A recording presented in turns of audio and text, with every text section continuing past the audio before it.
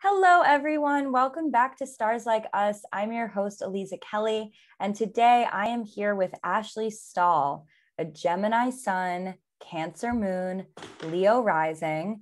Ashley Stahl is a counter-terrorism professional turned career coach and best-selling author of the book U-Turn, Get Unstuck, Discover Your Direction, Design Your Dream Career.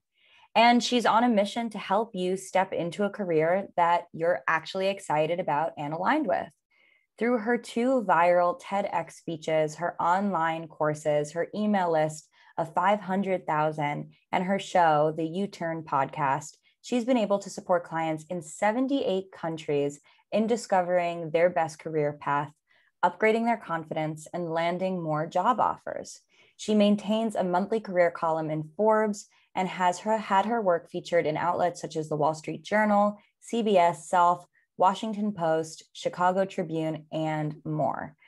All very impressive, but we have to go to sentence number 1 and talk about former counterterrorism professional. Like, I'm interested in all of it. I'm interested in what you're doing now. I think our listeners are going to be so interested in understanding, your work as a career coach. But counterterrorism professional, tell us more.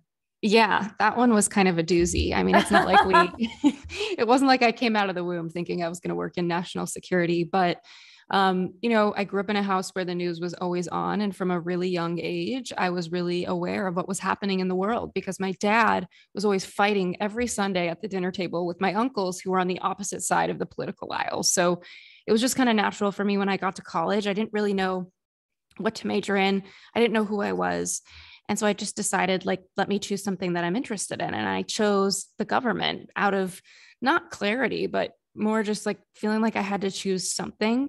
And I also was really impacted by 9/11 because my family is on the East Coast, a lot of family members. And I don't know, that stuck with me. And I grew up in the era of spy movies and counterterrorism. And the world changed after 9/11 in so many ways, in a similar fashion that the world is changing from COVID. So different, but similar in a way, just an impact. And so I ended up committing everything I could into that career path. I've always been interested in cultures. I learned foreign languages. So I started speaking Dari, which is what's spoken in Afghanistan. I'm bilingual now in French. And then I started learning Arabic as well. And I graduated from grad school and couldn't get a job to save my life. And so I applied.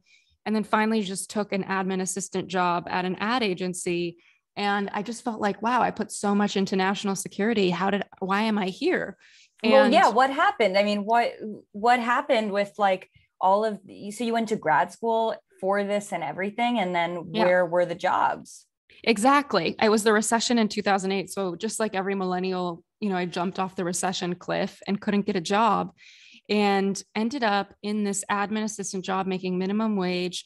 And at nighttime, I would go to UCLA to learn Arabic. And during lunch, I would do my homework.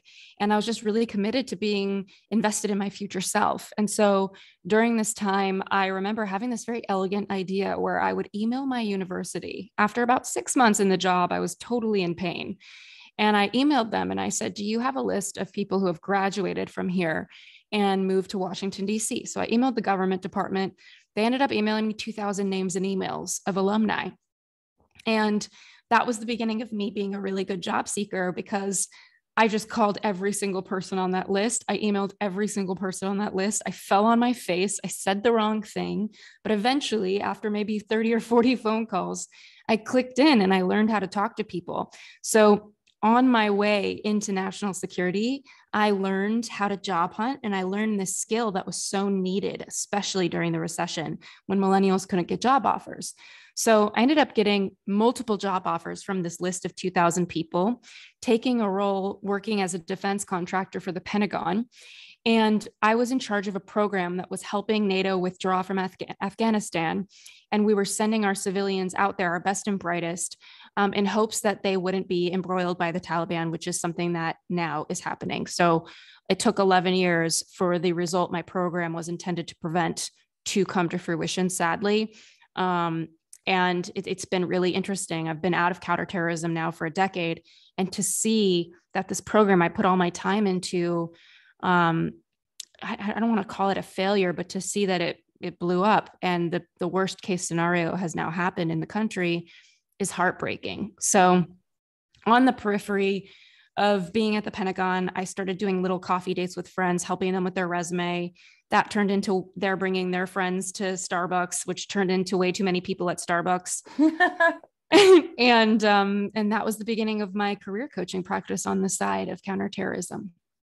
Wait, but this can't be how the story ends. There's still more. So then but so yeah, now you're helping other people, and you're also still at the Pentagon. You're still in counterterrorism. You're still doing that. No, I left after a couple of years because what happened. So I left the Pentagon after a year and a half running the program, and I was offered a position in the private sector at a political risk firm. And so instead of me tracking terrorists for the Department of Defense, I was tracking them for private companies who are doing business in high risk regions. So we had Fortune 50 clients who were sending staff all over the world. And my job was to manage a threat team, which was looking at daily intelligence to prevent people from getting hurt if they are traveling in hot zones. So I did that for another year. But while I was at it, I started my career coaching practice because people would tell me all the time, like, you should be a career coach. And I remember thinking, like, what even is a career coach? Like, all I had heard of was like a hockey coach. Like, what do I cheer on the sidelines of somebody's career? Like, and then I Googled it and I saw a bunch of purple websites with waterfalls, and I was terrified because it's just not who I am. And then I found a place with it, and I started helping people, and that has turned into my podcast and my book and my practice and my courses and all of those things. So are you still doing counterterrorism? Not at all. No, the more that I stepped into, ironically, the more that I stepped into my personal brand, the more I was saying goodbye to counterterrorism, because they're not going to send me as an intelligence asset across the world when I was just on the cover of Wall Street Journal the week before. So there was a time when those two things were happening in tandem. Yes. There was about a year and a half period where I was working in national security and career coaching. So would you say that the nationals, because I was obviously doing my due diligence, so I was perusing your website and I was looking at the questions that you were proposing to anyone who's visiting your website who would be looking for a career coach. And it's like, it's really about the alignment, right? Like, are you not feeling connected to where you are? There's a host of different questions as to how you could sort of gauge or determine, or just information that can help sort of confirm that you're not where you need to be. Do you feel like personally for you, the journey that you had gone on was where you needed to be? Do you think that the career coach work was the true calling, and that everything else had been sort of a manifestation of what you had thought you wanted to do? One of the biggest things that I learned on my way into national security was that when you follow what feels right, there's a lot of purpose either right in front of you or on the periphery of that. I found career coaching on the periphery of national security. There were moments in graduate school where I'd be in a lecture hall of 300 people, and it was really diverse, which was really cool. And then there was also a level of culture clashing because everybody had a different view of the world, and we were in a political class. And I remember seeing the heat amongst people who are fighting, and actually some anger. And I would even hear threats sometimes, people saying like, this country should be blown off the map. So there was a level of fire in a lecture hall like that. And I remember having these moments thinking to myself, like, I'm way too sensitive for this career path. I'm not meant for this.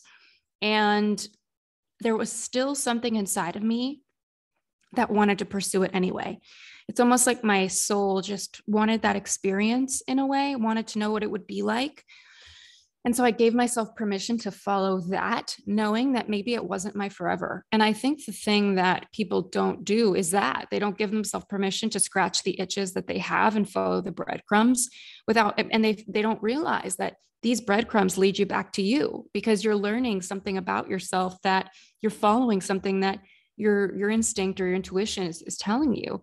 And so there's a part of me that knew in my heart, like, I don't know if counterterrorism is my forever path, but I need to follow this right now. And when career coaching came up on the periphery, it was very much like, oh, wow, I've gotten so much purpose and fulfillment on my way into this thing. And I never would have job hunt like this if I wasn't so committed to getting into it. So I think that's what happens. And I think a lot of people aren't really connected to themselves. And that's why people always say, I need clarity. And my argument in my book, U-Turn, is you don't need clarity. You just need to connect to yourself. When you are connected to yourself, it's quite easy to actually notice what you're interested in and what you're good at and where you expand. The reason that we all feel unclear is because we're disconnected and it's hard to notice what feels good. We're cut off from that. And so my hope for anybody is that instead of saying they need clarity, like it's a drink at Starbucks you can order, why not just spend some time with the people and the places and the things that make you feel yourself, that make you feel alive. So for example, when I go to the beach and my feet touch the ocean, I just feel myself in so many ways. It's so grounding for me. I have a lot of amazing girlfriends. There's a couple in particular that I'm me again when I'm with them. And those things are sacred to me because they bring me home. And that's the idea of what a U-turn is. It's a YO U-turn. Instead of turning around and going the opposite direction when you feel off course, it's about saying, I need to come back home to me. And where am I in all of this? And so that has been my work the past 10 years as a career expert, as an author, and as a content creator. So your story is so specific and so fascinating. And one of the things that I really loved about the way that you were describing this is sort of that periphery experience. And for me, that is totally how anything in my life has manifested. That I am working through and in today. Astrology was not what I set out to do. I did not know that one could become an astrologer as a little kid. And frankly, if I did know that one could become an astrologer, I don't think that I wouldn't have been something that I was interested in. I thought that like astrology and spirituality when I was a teenager, it was like, I was too punk for that. And then when I was in my early 20s, I wanted to be respected. I really wanted to be sort of seen as a really, as somebody who was really either an intellectual or a professional or like somebody who had who demanded sort of like reverence in some sort of capacity. And I didn't think at that time that an astrologer, and granted, we didn't have social media in the same way that we do now, which creates sort of this even playing field and elevates a lot of different fringe careers and makes them seem more, makes them viable, not even makes them seem more viable. It does make them more viable to have. But when I was beginning my professional journey, I thought that I wanted to work in the art world because I love art. I love making art. I love looking at art. I love being an asshole. And I like, art dealing and selling and art criticism was like so up my alley. I thought, turns out it wasn't in any capacity at all. It was so not me. And it was actually so antithetical to who I was that I put myself in there because I was compensating for the things that I didn't have, for the fact that I didn't have money growing up. And suddenly I'm in this industry where everyone is like a fucking billionaire for no apparent reason, buying and selling art. Everything's about the lifestyle. Everything's about who you know. It's like so vapid. It's so soulless. And I was looking for things that I didn't know. I thought that I wanted those things because I thought that lifestyle was like a perfume. And if you got close to someone who had a good fragrance on, maybe you could pick up some of the whiff of that. It was not at all an awareness of like who I was and what I wanted. So for someone who is going through something similar, either whether they're in their early 20s or in their early 30s or in their early 40s or in their early 50s or wherever the fuck they are in their life, how do you recommend that somebody drops in and starts finding self when they don't know how to do that to begin with? Well, first of all, I want to point out that there's a really big difference between being a consumer of something and being a producer of something. So if you liked consuming art or a certain type of fragrance, right? that doesn't mean that you're meant to be producing art or working in the world that produces art. I love politics, and I know I'm fascinated by it. At least I love cupcakes. I love massages. Probably would be a very sensitive, crying politician on television. Definitely am not meant to be a baker, like not the best at that, and would be a horrible masseuse. So the things I like to consume are not necessarily the things I'm supposed to produce. And I think a lot of people, we grew up in a time where the concept of follow your passion became viral. And my work is about saying, don't do what you love. Don't follow your passion. Do what you are. And that comes back to a skill set. And so for anybody who's feeling lost on this, one thing that I write about in my book is that there's two core dynamics in your career. The first thing is the what, and the second piece is the how. The what has to do with your core skill set, how you're using your body, your mind, your heart, and your energy throughout the day. What are your responsibilities? How is the world asking you to show up with those responsibilities? What are your energy levels? What are your natural skills? So that's the what, and that's the most important thing, because that dictates what you're doing from 9 to 5. You can be an engineer at Google in the same day you can be an engineer at Disney. Your interest in the entertainment industry versus tech is somewhat irrelevant to the responsibilities at hand. So responsibilities are the foreground. The second piece of the puzzle is the how. Because we know that 50% of people leave their job because they don't like their boss, what we can assume to be true here is that how your job looks matters just as much as what your job is. And so what that means is that your values matter. If, and I always tell people, and I have a really long list of the values in my book, but I found that people are not great at determining their own values. So I always tell clients, like, sit down and have a conversation with people, because one of the mistakes they make, and values can include words like family or balance or spirituality or authenticity or fun, freedom, play, all of these things, self-expression. And number one, people define values differently. I had a client who he told me his value was adventure, and that for him meant skydiving. And then I have another client who told me that her value was adventure, and for her, that meant trying new restaurants in Miami. So first of all, we need to be defining our values. And second of all, we need to take the time to truly say, is this word a representation of who I am at my core? Or is it an aspiration that I have in my life? Like, I had a client who was an attorney, and she said peace was a value. And we both ended up cracking up because I had to confess to her, like, look, you are many wonderful things, but peaceful is not one of them.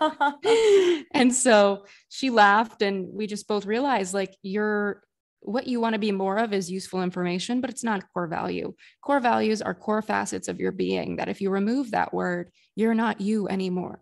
Like, humor is something that I reside in a lot with friends. It's a value of mine. And if I'm not funny for a couple hours and you've been hanging out with me, it's like people will ask me what's wrong, because I'm not being me.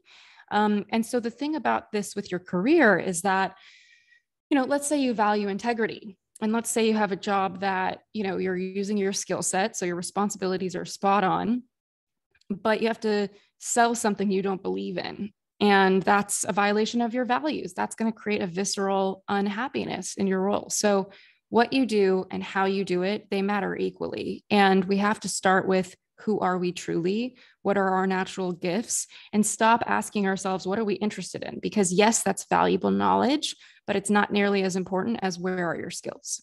I love that so much. It's so interesting to hear your perspective on this. And obviously, you're an expert on this. You are like totally honed in my book, which is coming out this fall. Woo. There's a chapter on, yes, it's very exciting. It's been a process. There's a chapter on career called Hustle with Intention. And it's really about looking at career pursuits, professional trajectory from this, more spiritual vantage. And one of the exercises in it is called Words to Live By. And it's a list of, it's like 50 or 100 different words that have nothing to do with any fucking industry at all, but are things like adventure, integrity, opportunity, privilege, access, humanitarianism, things that people can just sort of circle if they're like, ooh, yes, that lights something up in me, Yeah. And I think that to me, in the work that I've done with clients, is that people get so focused on, I want to work in fashion, or I want to work in like media, that they end up taking a job that really has nothing to do with what they actually wanted to do in that particular industry. Someone who works in fashion, it's like, okay, well, why? Right? Like, why do you want to work in fashion? Is it because you want to make clothes? Is it because you want to be a model? Is it because you want to be a publicist? Like, do you want to do the events? And just this concept of a big industry and then taking any job that's available in it is often leads people to a lot of disappointment, because it has nothing to do with what that person's day-to-day experience is going to be. Exactly. And I have found, after working with over 400 people one-on-one this past decade and thousands online in my courses, that it's very rare to have a person that the mission or the concept of the brand they're working for is enough to keep them moving in a skill set that's not fun for them. So, I think what you're pointing out is really important for people to listen to. And it's that, every industry is like a pie. Fashion's like a pie. It has a lot of slices, and not every slice of that pie is going to be for you. And the mistake that people make is they might throw away the whole pie and say, oh, fashion's not for me because I just did this communications job at a fashion PR firm and I really don't like it. When really it's, what facet of fashion do you want to be in? I do think that people's interest in fashion or interior design or sports, that they matter. They just need to see it as more of a backdrop. They need to see it in the background of what they're doing. And that's why, if anybody's ever making a career pivot, the first place to look is your skills. Because let's say you're working in tech and you in a technology company doing, writing, and you want to move into entertainment or film. It's like, how can you just get a writing job in entertainment so that you can then pivot into something else in it, using your current level of experience as a lily pad for you to transition, and seeing these different places as backdrops is so important. Yeah, and that invites, I think, a really interesting question, and definitely something I remember from over the years and from various job searches that I've been on, which is like, how do you get the access to do something in the first place? It's like, it's that initial, like, how do I get my first paid writing job? How do I get to have a byline at a magazine? Or how do I build a portfolio? Or how do I start showing that I have expertise, when that is what the requirement is, but it's an entry level position. Yeah. Or if somebody, even if we're talking about someone who's doing a career change, after already having an established career, like you're mentioning, and pivoting, how do you reconcile getting that experience and getting that exposure when that's demanded, but you don't have it inherently? I have a lot to say about this. One piece of it is job crafting, which is a whole body of research about how to turn, like a bland opportunity into a grand opportunity. So what that could look like is asking yourself, what is my skill set that I really want to be using? And how do I have a conversation with my manager about a project that I can take initiative on that has extraordinary value for this company, but also for me personally, and helps me pivot into the skill set and experience that I want to have. That way, when I look at somebody's resume, it's like a piece of real estate, and I want to see how much attention they're giving on their resume to different topics. So if you want to make a career pivot and you're an admin assistant and you want to be a communications professional, you want to put more real estate on your resume focused on writing and communications. And just because you spent 80% of the time doing admin work doesn't mean you can't tune into that 20% of the time that you were doing work and experience that is branding you in the direction you want to go. So I would say job crafting, having conversations, taking initiative is one piece. Another thing you could do is you could take a course and brand yourself on your resume. A lot of universities have extension programs, and you can still get the credibility of the brand. Like Harvard has an extension program. So it's like, can you take courses and add coursework to your resume to brand you as someone who understands that? Another piece is volunteering. You can volunteer whatever hours you want to. Maybe you can tell a nonprofit, I have 5 hours a week to help you guys with your marketing or something like that. And that is an experience that you can validly put on your resume and position you. So that's the first piece. The second piece is that I think it kind of reminds me of a quote by Booker T. Washington. He said, you know, he never judges a man, or I guess I would add woman, from the heights to which he or she has risen, but rather the depths from which they have come. And so I understand that not everybody, we don't live in an era and we never have, where it's completely an equal playing field. There's different biases and norms that create disadvantages and advantages for different genders, races, I mean, everything. And so I would say, you know, what we can all get access to, no matter who we are, where we come from, is usually a conversation. And whenever my career feels like it's plateauing or it's dull, I always ask myself, who can I have a conversation with today to move my life forward? And it's not that I stay on all the time, but I put my phone away when I'm at the grocery store. And when I'm in the peanut butter aisle, it's like not unusual for me to just be open and say hi. And somebody will say, hi, you know, which one are you getting? Oh, I get this one. And then you just, oh, like, what brings you? It's just, this is when you're a real Gemini. This is when your Gemini sun really pops out. Yeah, it's true. And that doesn't have to be who you are, but it is a skill that you can learn. And the research behind nature versus nurture is very real. So I would say, you know, if you want to expand your life, learn how to have conversations. It took me 2,000 phone numbers and emails to do it. And even though I'm a Gemini that has that natural innate social skill, I fell on my face and I was willing, because everything you want in your life usually has a cost of admission. You know, it's one of the things that I have a real gripe with is this idea of purpose and loving what you do that is sold to us. It kind of implies that we shouldn't have parts of it that we don't like.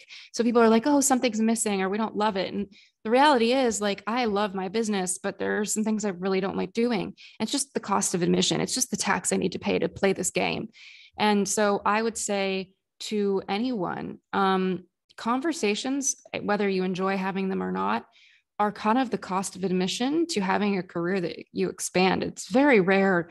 I've met a few engineers who have created companies that have really impacted our time. And they are a very rare case where they didn't need to have conversations with just about anyone. They sat behind their computer and made it happen. But that's rare. And that's the exception. It's not the rule. Yeah, I really love what you had mentioned just there, because one of the things that I also talk about in my book is that purpose is not the same as career. Mm-hmm. And I also say that a job is not the same as career. Mm-hmm. And, you know, jobs are the sort of day-to-day practical application that sometimes can be weaved into our career. And then other times are just what we need to do to make money, you know, and mm-hmm. you can have, and sometimes when I work with clients and they are, you know, trying to pursue a creative path, and they have a 9-to-5 job in marketing or in, you know, working at a tech startup or doing something that's very consuming. Sometimes my recommendation, and obviously this is case by case, is like, it would be better for you to have more odd jobs than it would for you to be focusing all of your energy and all of your time on this extremely identity defining job that isn't what you want to do long term. It would be better for you to cobble together odd jobs to pay your bills. And obviously this gets easier when you're younger, harder when you're older. It just gets, you know, the responsibilities sort of mount as you get older. But when you're in your early and mid 20s, that's when I think you can really withstand a lot more risk. And you mm-hmm. can withstand to live in, you know, a 5-bedroom in Bushwick if you need to, you know, like you can have 90 roommates if you need to, like, it's okay. Obviously, as you get older, you have to be a little bit more elegant and a little bit more thoughtful with the way that you make those choices, because the stakes are a little higher. Your back is not as able to withstand like that fucked up IKEA mattress. So like there are different considerations, but often, you know, I would like the job as not career, as not purpose feels really important, because I do agree with you. I think that when we think of our purpose and career as a sole entity, we think that we're not allowed to not like our career. Mm-hmm. And like, I also love what I do, but I don't love, but my career is the composite of a lot of different jobs. And some of those jobs I really adore. And then some of them I really can't stand and I fucking hate them and I dread it, but I have to do it because it's part of their jobs within a larger career, but still that larger career is a facet of my purpose, but not exclusively my purpose. Yeah, I love what you're sharing. And what you're really pointing out is actually a huge trend right now, which is poly work. And it was pretty much started by the millennial generation because they needed to work multiple jobs to keep the lights on, given that they're the most in-debt generation. And so, right now what we're seeing, especially with the rise of remote work, is a huge shift in how poly work is being used. It used to be seen as a financial means to survive. Now it's being used for self-expression. So you're seeing more millennials than ever, especially, are kind of paving the way to see your career choices and job opportunities as different jobs that help you learn different nuances of something you're into, or different jobs that help you express different parts of yourself. So let's say you want to work in film, maybe, and you want to do poly work, you have a part-time job doing, music editing for films and score. And then you also have a part-time job editing film scripts. It's like, it allows you to get depth in different areas. And so I have been seeing so much more of this, and millennials buying open market insurance versus waiting for an employer to give them health insurance. And I'm all for it. The argument in my book, beyond don't do what you love, do what you are, is that your career is truly a vehicle for self-discovery and expression. And so many people who are unhappy are just not allowing themselves the permission to allow it to be that. And they're holding their career so heavily that they're not allowing that process that comes with trying something on and throwing it away, And I mean, mistakes are really very much so a key part of finding yourself. And I don't know what it is. It's just that we're also afraid to make them, that we don't allow ourselves the dignity of that real process. Yeah, that's beautiful. And I think that, there's the American dream. And, for us here in the United States, at least, like, my parents were not included in this, for better or worse. They're too eccentric, too bizarre, too artisty. But for instance, my partner's, his parents were very baked in that concept, and their parents were baked in that concept of, you have a good job and you get a good job that you can have for your whole life. Mm-hmm. And it pays your insurance and you get benefits. And at the end of the day, you get a pension. Mm-hmm. And that is a life that's well lived. And I think that, I don't know, how often do you think that actually turns out to be in the best interest of the individual? I think that was a mindset that totally worked for, part of Generation X and the baby boomer generation. It was very much about like the family and the home. And that's why you see movies in the 50s and 60s that kind of feel like Pleasantville. But we are not, the millennial generation and Gen Z, especially, they're waking up and they want more out of their careers. They are not willing to just be in an assembly line. And it kind of reminds me of Karl Marx when we had the rise of the Industrial Revolution. He talked about how the shift from people building an entire chair into a factory where they're just building the leg of a chair would kill their fulfillment. And so I think about that a lot, because I do think that we are a generation, and we are in a time right now where the majority of the workforce is comprised of millennials and soon also Gen Z. And to me, that means that we want more from our work. We care about the experience we're having. We care about expressing ourselves. We care about work-life balance. And so that robotic way of being is just not going to fit anymore. And the employers that can't keep up with that are already having a really hard time with hiring. And they're going to keep seeing that if they don't accommodate the needs of these generations. Yeah. What do you think about the job market right now? It's really interesting. Yeah, it's a crazy job market. We've never seen so many people quitting their jobs in 2 decades. So it's been called by a professor the Great Resignation. And what is key to know if you're listening to this podcast is that while most people are saying goodbye, a lot of workers aren't realizing that the rate of joblessness, meaning the rate of time you spend without a job, is longer than usual right now, as expected.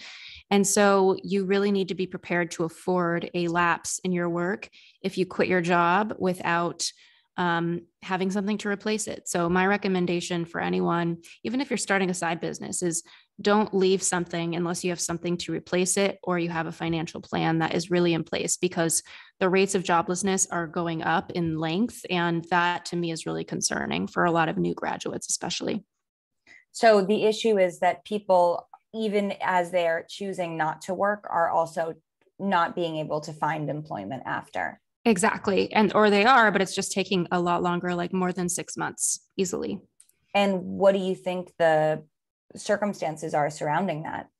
Well, I mean, I think a lot of first of all, around 15% of job titles don't even exist right now. Like, we are in a time where every 5 years, one of our skill sets becomes obsolete. We are in a time of great quickening. There's some decades that go by to make a week happen. And then there's some weeks where decades of progress happen. And that's what this pandemic was. So I would say, yeah, like really understanding yourself and really knowing that, I mean, to me, the workforce is a place right now where it's valuing top performers.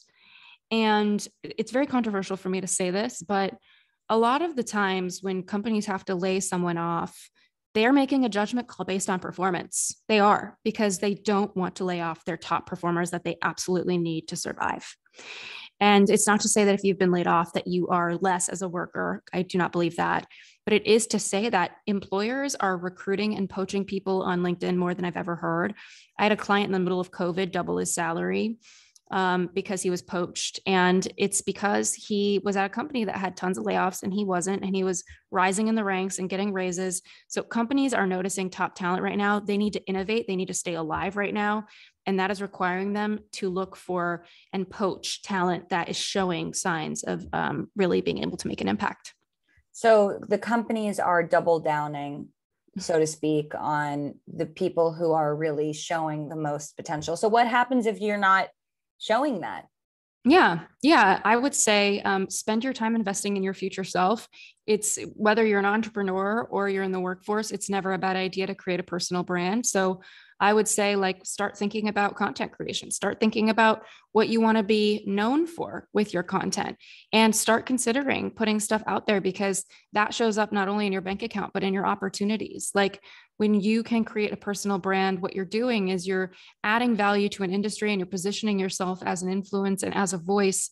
And employers are willing to pay extra for that. And they are willing to see that as someone who has something different to bring to the table, especially because, everyone and their dog created a personal brand during COVID. So this is a time to have one. And I think soon it's going to be at a point where if you don't have one, you're missing out. And a lot of people have kind of beat you to that punch. I love it. Love it. Thank you so much for this insight and for this incredible expertise that you're sharing. So I have two questions for you. Yeah. The first is, what do you believe in? I believe in synchronicity. I think that sometimes you just hear something that you're always supposed to hear, like you're always right on time. Oh, I love that. I say this thing called tank, which means there are no coincidences. And that's the essence of tank. Exactly. Question number two is, how does magic show up in your life? People. I don't know why this is the case, but I have an unusual amount of friends who are doing amazing things in the world, and they are just this constant well of magic. They're always contacting me for things, or letting me know about opportunities, or just giving me insight on life that I never would have thought about on my own. So magic has come through people the most. That's beautiful. Okay, Ashley, one of the things that I love to do is pull a tarot card for our guests. Yes. So the way that my deck works best is if you have a question specifically to ask. It's not as good with general, because then we get this very murky sort of card that I can't interpret, you can't interpret. So if you have a question, that would be the best for pulling this card. Okay. Well, gosh, what can I say? I guess maybe you can help me pick one. I'm moving to New York next week, so I'm curious to see what's in the cards with that.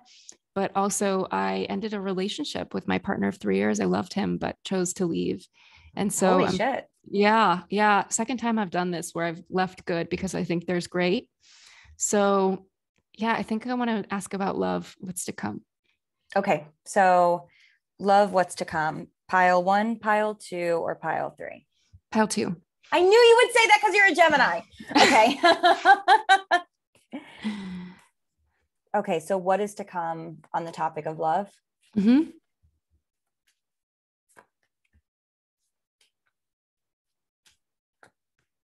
Ooh, hello. So we got the 9 of Pentacles. This is obviously like rich bitch energy. This is somebody who is like very solid, very grounded, very much in your zone. You have really everything that you need to feel fulfilled. So this is honestly about leaning into what you've already built for yourself and really embracing the success, the opportunities, the resources, the life that you have been able to create for you on your behalf, and focusing on doing things, aligning with people, finding community that supports not, what you're trying to bring in, but what you already have, and that being abundant, and you having so much gratitude for that abundance. This was the best. I feel like I got more out of this podcast than everybody else now. That's the trick. That's the trick. We're always moving through it. Well, Ashley, thank you so much. This has been such a pleasure. Where can we find you and connect with you and continue to get to know your work? Thank you for asking. I do a lot of solos lately on my podcast, the U-Turn podcast. So it's YOU-Turn, 2 words. And then I have my book, the U-Turn book, also 2 words. And it's available everywhere books are sold. You can't miss it. It's a bright yellow sunbeam of a book. My book's bright yellow too. Yay! That's why I like you. You keep being on my vibe. Yes, love it. And yeah, it's a book that's there for anyone who's looking to figure out really more of who they are, what they truly want, and how to turn that also into something fulfilling for their career. Amazing. Thank you so much. Thank you.